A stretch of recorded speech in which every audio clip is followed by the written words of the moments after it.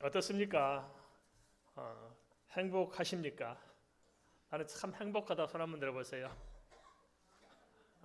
손 내려보세요. 나는 죽지 못해 살고 있다. 손 들어보세요. 물론 우리 크리스찬의 삶이란 것은 개인의 행복을 위해서 사는 것은 아닙니다.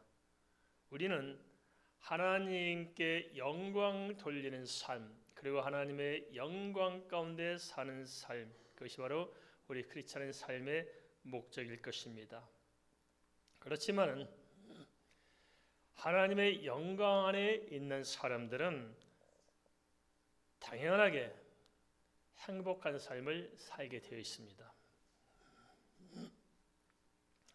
무엇이 사람의 행복과 사람의 불행을 결정할까요? 그것은 똑같이 주어진 현실을 살아가지만은 그 주어진 삶을 내가 어떻게 바라보고 또 그 삶을 어떻게 해석하고 또 그것을 어떻게 풀어내느냐에 따라서 어떤 사람은 행복해질 수가 있고 어떤 사람은 불행하게 여기며 살아갈 수도 있을 것입니다. 그러면 무엇이 우리의 삶을 바라보는 눈을 열고 무엇이 해석을 바꾸고 무엇이 적용을 좌우할까요? 그것은 무엇일까요? 그것은 다름이 아니라 바라볼 수 있는 영적인 통찰력, 곧 다른 말로 하면 우리의 마음의 눈에 따라서 보여지는 게 달라지고 느껴지는 게 달라지고 생각하는 게 달라질 것입니다. 어떤 분은 그런 분이 있는 것 같습니다. 제가 직접 목격했는데 뷔페 식당에서 이렇게 식사하면서도 하는 말씀이 그러시대요. 진짜 먹을 것이 하나도 없다. 그런 걸 읽고 있어요. 뷔페 식당 음식이 100가지가 넘을 텐데 그중에서 먹을 것이 하나도 없다고 하신 분이 계십니다. 그런가 하면 어떤 분들은 김치찌개 하나 넣고 밥을 먹지만은 너무너무 감사하고 너무나 행복해하는 모습이 또 있습니다. 그러면 누가 더 행복하고 누가 더 불행할까요? 뷔페 식당에 가서도 먹을 것이 없다고 투정하는 사람이 행복할까요? 아니면 김치찌개 한 그릇을 넣고도 맛있게 먹으면서 감사하게 느낀 사람이 행복할까요? 무슨 차이가 있을까요? 그것은 똑같은 상황, 똑같은 입장에 처해 있을지라도 그 내게 주어진 삶을 바라보는 내 영적인 안목, 마음의 눈에 따라서 우리가 해석을 달리할 수 있고 의미와 가치를 새롭게 할 수 있으며 또 그것을 풀어내는 삶의 방향이 달라질 수가 있을 것입니다. 사람들은 행복은 조건이 있다고 생각합니다. 그러나 가만 보세요. 과연 조건이 우리를 행복하게 할 수 있을까요? 알고 보면 사실상은 진짜 행복한 사람들의 공통된 특징이 있다면 그것은 감사하는 데 있지 않겠습니까? 감사하는 사람이 행복합니다. 따라서 행복하기 위해서는 우리가 좀 강팍한 마음을 좀 녹여내고 우리가 좀 보지 못한 것을 보면서 좀 더 인생을 깊이 있게 바라보면서 접근하는 것이 필요하지 않을까요? 그런 입장에서 우리의 좀 무딘 마음, 너무 이렇게 탄력성을 잃어버린 메마른 마음을 좀 바꿔내고 또 우리가 삶을 살아가는 삶의 태도를 조금씩 좀 바꿔 나간다면은 그렇게 해서 우리의 삶의 습관을 조금씩 바꿔 나간다면은 우리의 마음과 삶의 모든 것은 개선되지 않을까요? 여기에 대해서 성경은 데살로니가 5장 18절에서 이렇게 말씀합니다. 범사에 감사라. 이는 그리스도 예수 안에서 너를 향한 하나님의 뜻이니라. 화면에 나와 있습니다. 함께 한번 같이 읽어볼까요? 범사에 감사라. 이것이 그리스도 예수 안에서 너를 향하신 하나님의 뜻이니라. 이렇게 하나님의 말씀은 꼭 우리하고 어긋날까요? 우리는 진짜 감사할 수 없고 답답하고 정말 죽지 못해 살아갈 사람이 있을 텐데 하나님 도대체 이런 상황에서 어떻게 감사할 수 있습니까? 그것도 범사에 감사라니요. 하나님, 우리 사정을 몰라서 그러시지. 하나님도 우리처럼 살아보세요. 감사해 주겠습니까? 그렇지만 아닙니다. 하나님께서는 범사에 감사라고 단호하게 말씀하십니다. 왜 그럴까요? 그것은 비단 하나님의 뜻 이전에 인간을 창조하시고 인간이 어떻게 살아야 최선의 삶을 살고 행복하게 살 것인가 하는 그 원리를 우리에게 말씀하고 있는 것입니다. 하나님은 그저 사람을 창조해서 스스로 알아서 살도록 하신 것이 아니고 어떻게 살아야 인간이 인간으로서 가치 있고 의미가 있고 보다 행복한 삶을 살 것인가에 대해서 모든 매뉴얼을 말씀해주고 계신 것입니다. 그 매뉴얼 중 하나가 범사에 감사하는 것입니다. 그럼에도 불구하고 많은 사람들이 감사할 줄 모릅니다. 그런 분이 계신 것 같습니다. 그런 말 있죠. 어머니 왜 날 낳으셨나요? 어머니가 안 낳았으면 나 지금 이 고생 안 할 텐데 왜 낳아가지고 그러십니까? 그런 분 꼭 있어요. 부모 입장에서 그런 말 들으면 속이 편해요? 뒤집어져요? 뒤집어져요. 바꿔서 좀 만나면 어떨까요? 어머니, 아버지, 날 낳으셔서 참 감사합니다. 날 낳으셔서 참 감사합니다. 우리 어머니 같은 분, 우리 아버지 같은 분에게 내가 자녀로 태어났다는 것이 너무너무 감사합니다. 한번 따라서 하겠습니다. 어머니, 아버지, 날 낳아주셔서 정말 감사합니다. 어머니 같은 분, 아버지 같은 분, 이런 부모에서 태어난 것이 정말 감사합니다. 따라서 안 하신 분은 지금 마음이 딴 데가 있죠?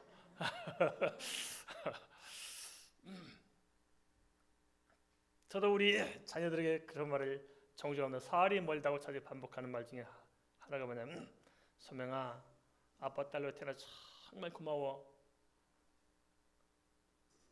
그 말을 거의 많이 반복합니다. 그러면 소명이도 아빠 나도 그래요.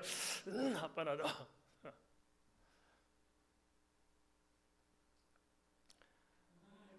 자식이 내 자식으로 태어난 것이 얼마나 감사할까요? 이런 자식을 주신 하나님 참 감사합니다.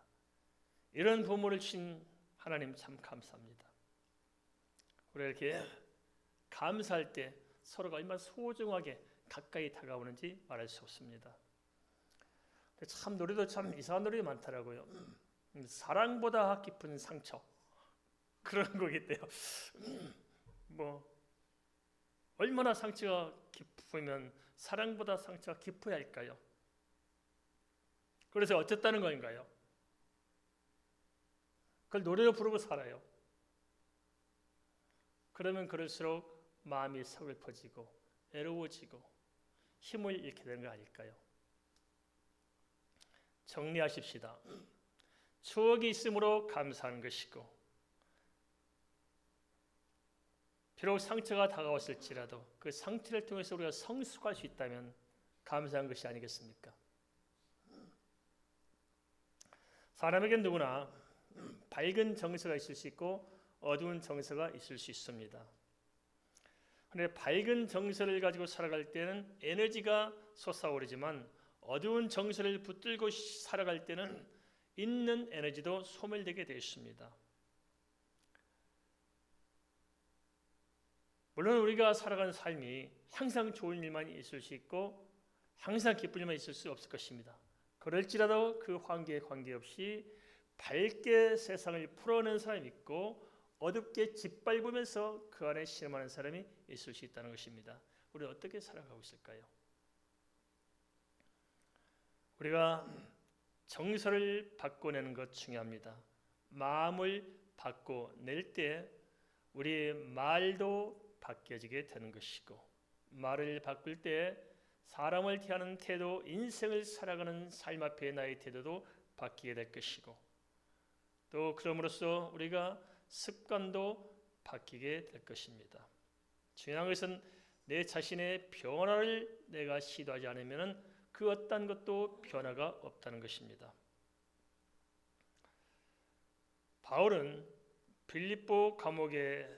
빌립보서에서 보면 로마에서 가택연금을 당하면서 썼거든요. 빌립보서를.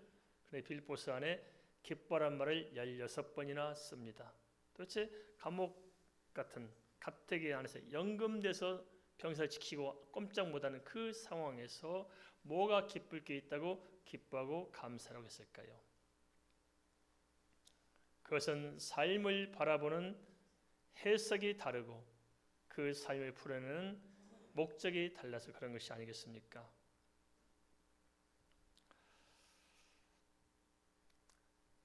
물론 이렇게 말씀드리면 답답할까요? 그냥 마음대로 안 되지 않느냐. 나도 기뻐하고 싶다. 즐거워하고 싶다. 근데 마음대로 안 된다. 내 마음이 내 마음대로 돼요? 안 돼요? 안 돼요. 그럼 왜 안 될까요? 이 마음을 바꾸는 방법이 뭐가 있을까요? 그것은 우리가 영적인 문제에서 풀어와야 됩니다. 인간은 생물학적인 존재이면서 정신적인 존재이면서 사회적 존재지만은 앞서 인간은 하나님과 교제하며 살도록 영적으로 창조된 영적인 존재입니다. 그래서 우리가 알지 못하지만 우리 배우의 영적인 세계에 의해서 우리가 지배를 받게 되어 있습니다. 따라서 내 자신의 변화를 끌어오려면 영적인 자리에서부터 풀어와야 합니다. 다시 말하면 예수 그리스도를 믿음으로 죄와 사망에서 벗어나 거듭나는 자리에서부터 우리 삶을 다시 시작할 수가 있다는 것입니다. 크리스찬으로서는 우리는 거듭난 이후에 어떻게 할 것인가? 지속적으로 성령으로 충만함을 받고 주님과 동행하면 미처 알지 못했던 하나님의 은혜가 내게 임하게 되어 있습니다. 그 은혜와 은혜를 누리며 살다 보면은 나도 모르는 사이에 내 마음이 밝아지고 말이 바꿔지고 태도가 바꿔지면서 인간 관계도 바뀌어지고 삶도 나도 모르는 사이에 점점점 변화를 받게 되어 있다는 것입니다. 속으면 안 됩니다. 행복은 결코 조건이 아닙니다. 대부분 사람들이 뭔가 행복하기 위해서 행복한 삶을 살기 위해서 행복의 조건을 위해서 모든 에너지를 다 투자합니다. 하지만 지금은 행복하지 않습니다. 뭔가 내일이면 행복할 수 있다고 믿고 그 행복을 위해서 필요한 것들을 채우고자 우리는 삶을 살고 있습니다. 그렇지만 인생을 정리하는 마당에 돌아보면 행복한 날들은 별로 없었다는 것, 그것이 아니겠습니까? 어떻게 생각하십니까? 정말 건강만 하면 행복할 수 있을까요? 그런데 아닌 것 같습니다. 어떤 사람은 멀쩡하게 건강한데 자살을 합니다. 그런 부자들은 행복할까요? 아닙니다. 부잣집 문을 열고 들어가면 그 가정 안에서 얼마나 피비린내가 나는지 말할 수가 없습니다. 명예가 있으면 행복할까요? 아닙니다. 명예를 가진 사람 중에서 사실 들여다보면 마음에 공허한 사람들이 얼마나 많습니까? 어떤 사람은 걱정이 팔자인 사람도 있습니다. 사랑할수록 이별이 두려워서 걱정하는 사람도 있어요. 사랑하면 되죠. 그럼 누가 행복할까요? 그것은 부족함이 없는 사람이 행복해질 수 있습니다. 도대체 이 세상에 부족함이 없는 사람이 누가 있을까? 그런데 성경은 이렇게 이야기합니다. 시편 23편 1절입니다. 여호와는 나의 목자시니 내가 부족함이 없으리로다.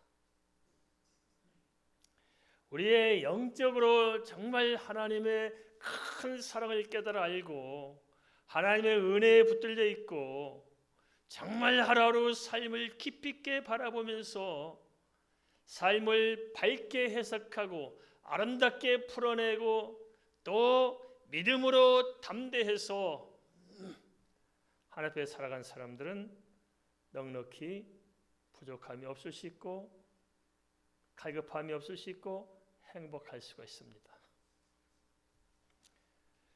대부분의 행복의 조건을 쫓아 살아가지만 사람들이 끝이 없습니다. 만족하지 못합니다. 뭔가 하나를 얻으면 또 하나를 얻고 싶어서 늘 부족함 속에 허덕입니다.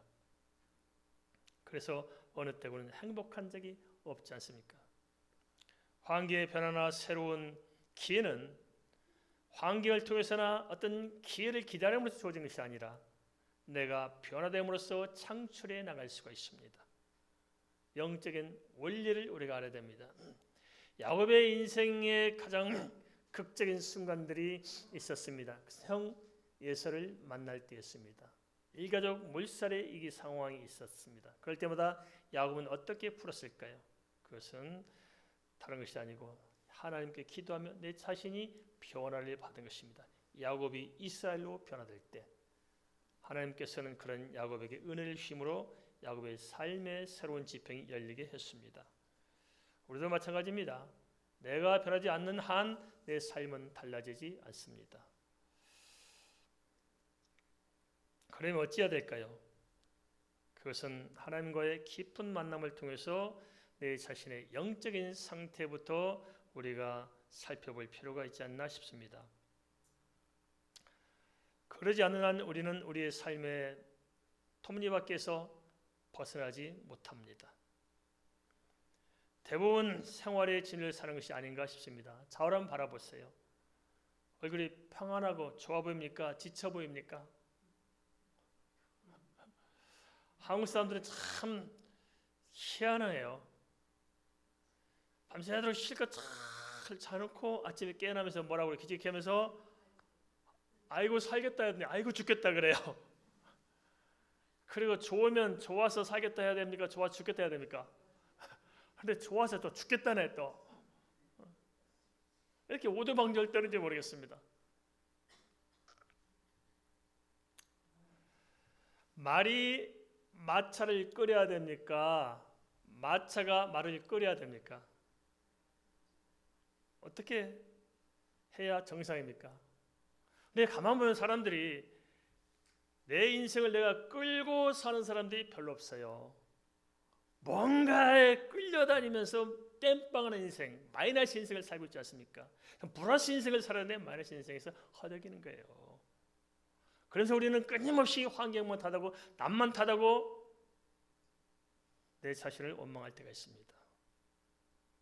문제 본질에 접근하지 못하고 피상적인 것 가지고 우리가 얼마나 허덕이고 있냐 하는 것입니다. 좀 우리가 크리스찬으로서 믿음을 가지고 주도적인 삶을 살아야 됩니다. 알겠습니까? 주도적인 삶을 살아야 됩니다. 내 인생은 하나님께서 내게 맡겨주신 것입니다. 그러므로 내가 내 인생을 경작하고 주도적으로 내가 인생을 내가 잘 살피고 이끌어서 의미 있고 가치 있는 생애를 살도록 해야 하는 것입니다.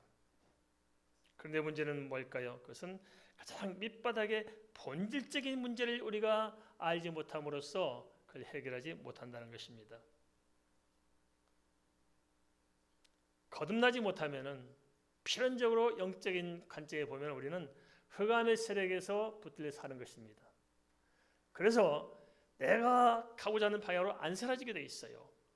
끊임없이 뭔가가 나를 짓눌려서 내 인격을 파괴하고 삶을 혼란스럽게 만들고 관계를 깨뜨리고 문제를 야기하게 만들고 꼭 결정을 할 때 바른 결정이 아니라 꼭 어긋난 결정을 하도록 우리의 마음을 그렇게 이끌어가는 것입니다. 그래서 어찌해야 되냐? 이 모든 저주와 사망에서 벗어나도록 하는 방법은 뭐냐?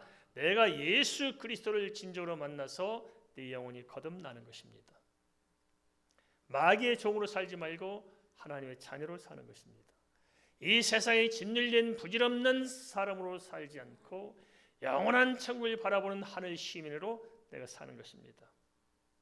거듭나는 것이 시작입니다. 그래서 우리는 믿음을 가져야 됩니다. 하나님의 자녀라는 믿음, 하나님이 살아계신 것과 영원한 세계에 있다는 사실, 그리고 하나님께서 내 생애를 나에게 축복으로 주셨다는 사실을 우리가 믿어야 합니다. 어떻습니까? 내 앞에 주어진 삶이 내게서 축복입니까? 저주입니까? 하루를 산 당시 축복일까요? 저주일까요? 축복입니다. 그 은혜를 믿으십시오. 그리고 모든 것을 하나님께 내려놓음으로 하나님께서 내 삶을 통해서 내 속에 들어와서 행하신 그 역사를 우리가 경험할 수 있도록 해야겠습니다. 그것이 어떻게 가능할 수 있을까? 때로 의문이 생길 수 있습니다만 아닙니다.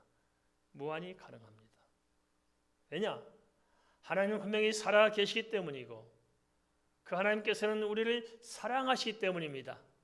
또한 그러기에 하나님은 우리를 속속들이 우리가 무엇이 필요한지 무슨 생각을 하고 있는지 우리의 상황이 어떤 것인지를 이미 알고 계시는 것입니다. 그리고 중요한 것은 그 하나님은 나와 함께 하시는 것이고 내 믿음대로 내 발걸음을 인도하실 것이고 그래야 마침내 내 인생 자체를 내 삶 자체를 내 모든 상황 속에서 최선의 길로 반드시 인도하시는 것입니다. 이 사실을 믿고 주님과 더불어 동행하는 삶으로 우리가 살아가고자 할 때 우리 인생은 더 이상 초라하지도 않고 주 앞에서 참으로 의미 있고 가치 있는 행복한 삶이 전개될 것입니다. 따라서 우리는 이유 불문하고 감사해야 됩니다. 동의하십니까? 감사합시다. 고난도 감사합시다. 실패도 감사합시다. 상처도 감사합시다. 질병도 감사합시다. 슬픔도 감사합시다. 이렇게 말씀드리니까 너나 해라 그런 것 같은데 감사합시다. 감사하다 보면 흑암이 물러가고 감사하다 보면 감사할 일들이 생기게 되어 있습니다. 은혜가 임할 것입니다. 똑같은 상황이랄지라도 감사하면 살맛이 생깁니다. 그러나 똑같은 상황이랄지라도 감사하지 않고 불평하면 살맛이 없어집니다. 중요한 것은 어떻게 내게 주어진 현실을 접근하고 어떻게 해석하고 어떻게 풀어가느냐 하는 내 마음가짐, 내 영적인 자리매김이 아니겠습니까? 도자기는 무엇으로 만들까요? 따지고 보면 도자기를 만드는 재료는 흙 한 덩이지 않습니까? 흙 한 덩이. 보잘것없습니다. 이 땅에 널려 있는 이 흙 한 덩어리, 그 흙 한 덩어리를 가지고 도자기를 만들어요. 어떤 사람은 흙 한 덩이 무가치한 것만 바라보고 그냥 흙을 흙으로만 여길 수 있을 것입니다. 중요한 것은 내게 주어진 흙 한 덩이 같은 이 삶의 문제들, 내 삶의 현장들, 내 환경들, 보잘것없고 초라할지라도 중요한 것은 이걸 어떻게 빚어서 새로운 것을 창출하느냐 하는 것이 아니겠습니까? 우리는 안목을 열어서 보는 관점을 새롭게 해서 우리 인생을 새롭게 풀어가면 참 좋겠습니다. 하박국 3장 7절은 이렇게 말씀하고 있습니다. 포도나무에 열매가 없으며 감람나무에 소출이 없으며 밭에 먹을 것이 없으며 우리의 양이 없으며 양간에 소가 없을지라도 나는 여호와로 말미암아 즐거워하며 나의 구원의 하나님으로 말미암아 기뻐하리로다. 도대체 포도나무에 열매가 주렁주렁 맺혀야 되고 감람나무에 소출이 많아야 되고 밭에 가면 먹을 것이 널려져야 되고 우리의 양이 그냥 많아야 되고 양간에 소가 많아야 기쁘지 뭐 없는데 어떻게 기뻐할 수 있겠습니까? 우리 생각을 바꿔야 됩니다. 그러한 조건을 보고 기뻐하고 조건을 즐거워한다는 것은 누구나 할 수 있는 일입니다. 평이한 일들입니다. 우리가 그런 생각, 그러한 사고방식으로 세상을 살아가는 한 우리 인생을 다 낭비할 것입니다. 어느 한 날 마음 편히 숨을 쉬어보고 산 날이 얼마나 있습니까? 우리가 그런 걸 추구하며 그런 생각, 그런 사고방식에 우리가 진을 살았지만 우리 인생이 나아진 게 뭐가 있을까요? 없었잖아요. 그렇게 믿고 살면 살수록 오히려 인생은 척박해지고 마음은 강박해지고 살맛이 없지 않습니까? 바꿔야 됩니다. 우리에게는 하나님이 계십니다. 나를 창조하시고 내 인생의 아름다운 계획을 가지고 계시고 종국의 나를 주의 나라를 인도하실 하나님이 우리의 아버지가 되시고 목자가 되십니다. 그 주님이 계심으로 말미암아서 기뻐하고 감사하고 즐거워하시기를 바랍니다. 우리 찬양 하나 할까요? 주와 함께라면 함께 찬양하겠습니다.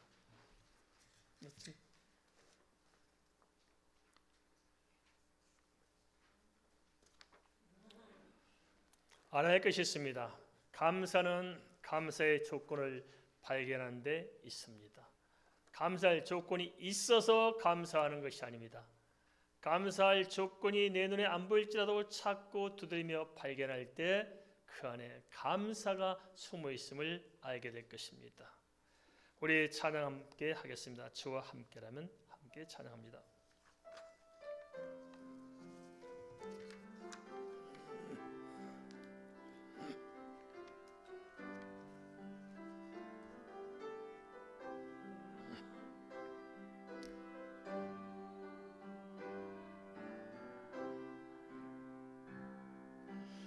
주와 함께라면 가난해도 좋아 참된 부요함이 내 맘에 가득하니까 때로는 날 유혹하려고 세상 바람 휘몰아쳐 와도 나는 결코 잊을 수 없어 자비로운 주의 음성을 주와 함께라면 연약해도 좋아 참된 강건함이 내 맘에 가득하니까 때로는 날 넘어뜨리려 거친 파도 휘몰아쳐 와도 나는 결코 잊을 수 없어 따사로운 주의 손길을 내 맘 아시는 주 항상 함께 계셔 약한 내 영혼에 이루어 능력 주시네 가난해도 엉이 들어도 시련의 밤 어둡고 깊어도 나는 결코 떠날 수 없어 아름다운 주의 나라를 주의 나라를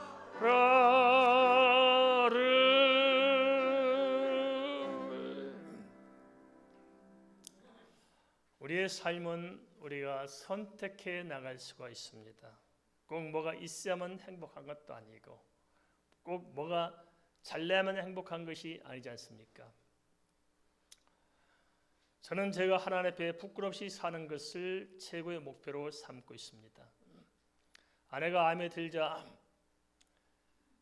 어느 분이 저에게 요청했습니다. 우리 합동총회 본부에 이야기해서 구제한걸 받게 할 테니까 서류를 좀 보내달라고 요청이 왔습니다. 병원비 전체 최소한 몇백만 원을 이렇게 혜택을 받도록 하겠다고 연락이 왔습니다. 제가 받았을까요? 말았을까요? 거절했습니다. 자꾸만 이렇게 제치고 왔는데 제가 거절했습니다. 이유가 뭐냐면은 제가 그렇게 말했습니다. 우리 한국교회 전체적으로 85%가 미자립 교회입니다. 나는 그래도 밥을 먹고 삽니다. 그리고 보험도 가입했습니다. 내가 이걸 하나님께 받는 것이 내 양심의 가책이 됩니다. 안 됩니다. 그 많은 어려운 사람들, 그들이 받아야 할 것을 제가 안다는 것 때문에 제가 받으면 합당치 않다. 그래서 거절했고, 또 하나의 이유는 저는 우리 좋은 교회 담임 목사고 JWM의 대표입니다. 그런데 제가 자존심 있지, 제가 구정을 받으면 그 총회 기록이 될 건데 좋은 교회 담임 목사가 구정은 몇백만 원 가져갔다. 우리 교인들이 자존심 상해서 어떻게 신앙생활 할 맛이 나겠습니까? 우리 JWM이 치사하게 그런 돈 받아가지고 쓰는 그런 사람들을 어떻게 대표로 인정하고 마음을 모으겠어? 싫습니다. 계속 저측 와서 만류했어요. 그리고 제가 하는 목사님들 모임에서 돈을 걷어주겠대요. 제가 거절했습니다. 하지 마시오. 내가 주의 일 때문에 어쩔 수 없이 도움을 받을 수는 있습니다. 주의 일 때문에 받는 건 받지만 개인적으로 내가 도움 받을 이유가 하나도 없다. 그렇게 했습니다. 그래서 제가 안 받았습니다.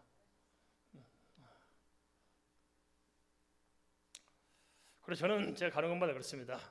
나는 세상에 제일 부자다. 엄청난 부자인데 늘 몰라서 그렇다. 뭐가 부자냐? 세상 것이 전부 내 거다. 하나님이 내 아버지신데 이 세상 것이 내 것이 아닌 게 하나도 없다. 늘 몰라서 그렇죠. 태양도 사실 내 거다. 그리고 달도 내 것이고 대한민국도 사실 내 것이고 세계도 다 내 거다. 그리고 내가 살고 있는 이 강서구도 내 건데 내가 저 공원을 자주 가고 또 운동을 가야 되는데 관리가 힘드니까 강서구에서 알아서 관리까지 해준다. 다 누리기만 한다. 전부 내 거다. 제가 부자인 게 이제 아셨죠? 그래서 저는 제 개인적으로는 부족함이 없습니다.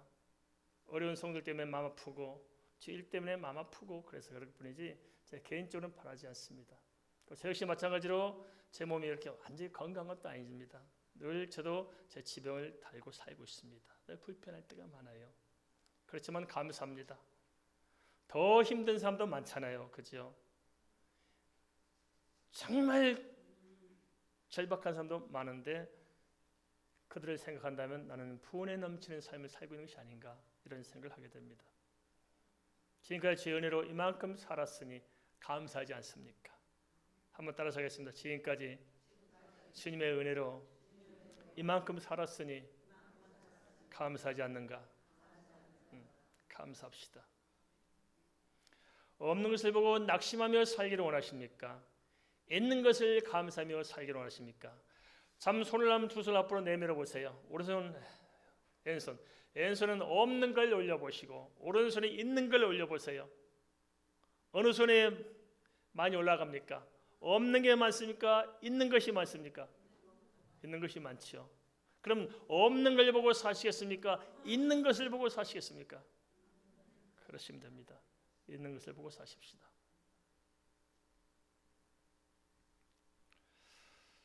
우리가 꼭 그렇게 불평을 찾아가는 사람이 있어요. 자식들도 참 감사하잖아요. 좀 자기를 키우다 보면 소를 키우다 보면 양간이 좀 지저분해질 수 있잖아요. 자식들 기르다 보면 좀 속상한 것도 있을 수 있잖아요. 그래도 자식이 있는 게 얼마나 감사해요. 어쩌면 이 자식은 지 예비를 닮아가지고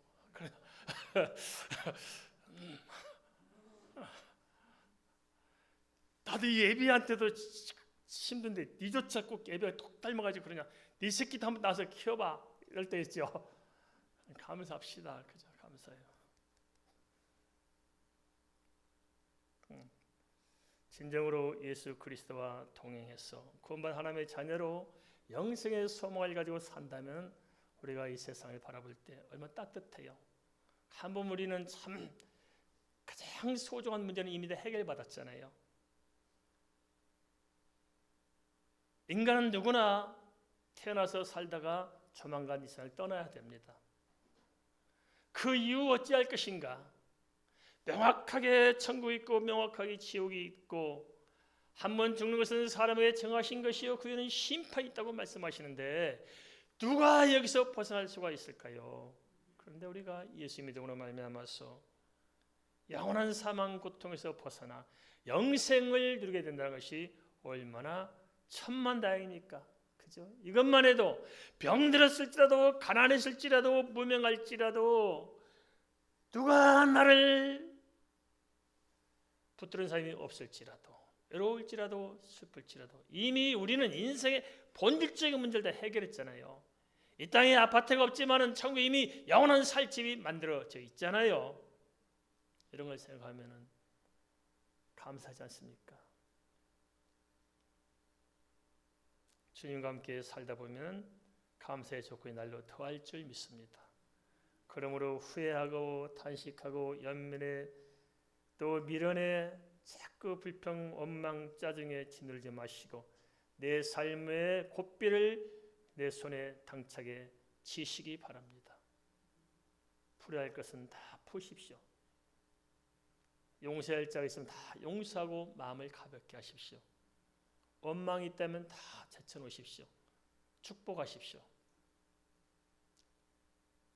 그리고 슬픔이 있다면 기도하면서 그 안에 기쁨을 찾으십시오. 고통이 있다면 기도하면서 잘 인내하십시오.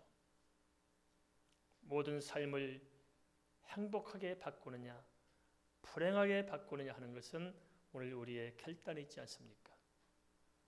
좀 따뜻한 마음 가지고 내 주변의 사람들 좀 따뜻하게 데피면서 따뜻한 세상을 살아간다면 우리 생애가 아름답지 않겠습니까? 아름다운 여정을 꿈꾸시기를 주의 이름으로 축원을 드립니다. 시편 23편 1절 여호와는 나의 목자시니 내게 부족함이 없으리로다. 이 말씀이 우리의 말씀 되기를 바랍니다. 마지막에 함께 기도하겠습니다.